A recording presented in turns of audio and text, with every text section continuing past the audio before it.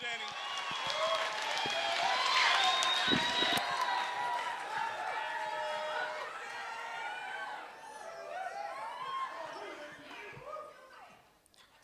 When I worked as a busboy, I used to want to tell all the customers something I really don't believe. I wanted to say, listen, there's never gonna be enough water to quench the world, and then I'd go plate.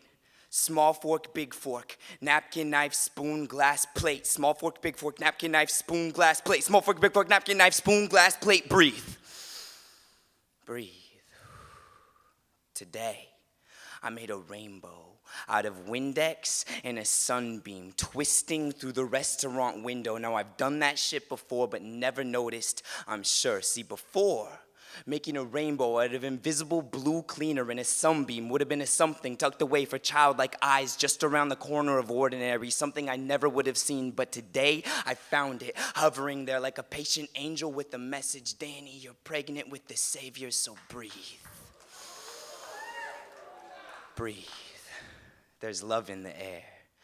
So I gotta remind myself to laugh hard, a splash rain puddle giggle, cause everybody in this restaurant wants to be a writer, a poet, a short story fiction author, a novelist. Everybody's in school just like me. I'm a busboy poet, and that is about as original as a waitress named Kimberly going out for American Idol.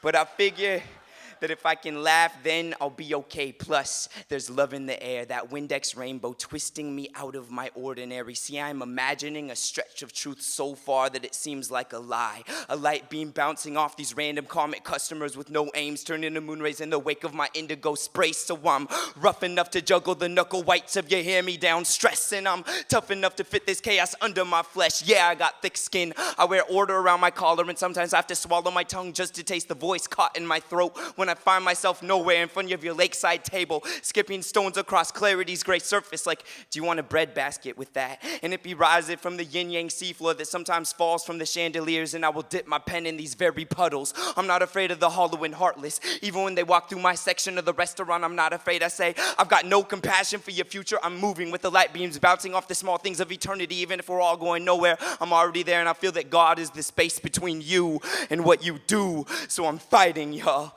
I've attempted to make dents in this system. I shovel ice hard like I'm digging a grave for adulthood. I'm making dents, damn right. I'm throwing as many plates to the dishwasher as possible while the beehive swarms itself into a new sort of trafficked rush hour. Plates I aligned on tables in the first place like some kind of reincarnation metaphor. My childlike eyes are being reborn, and I'm working the bus station, waiting for the next customer to come in and transfer to my route so I can pick them up a fresh glass of water without a thank you, but maybe a tip which smiles when I buy cigarettes. Plate. Small fork, big fork. Napkin, knife, spoon, glass, plate. But I realize I'm just denting myself, and that's beautiful. I'm shoveling out that adult now, so after work when the sun's dying and taking the customers with it. When I loosen my tie in order to breathe, breathe, leaving Windex rainbows crystallized on the silverware of my memory, and I'm chopping up the old days with my new soul buddies. I can look back and smile, laughter, like a splashed rain puddle as I serve you these tears in hopes of quenching the world with what it needs.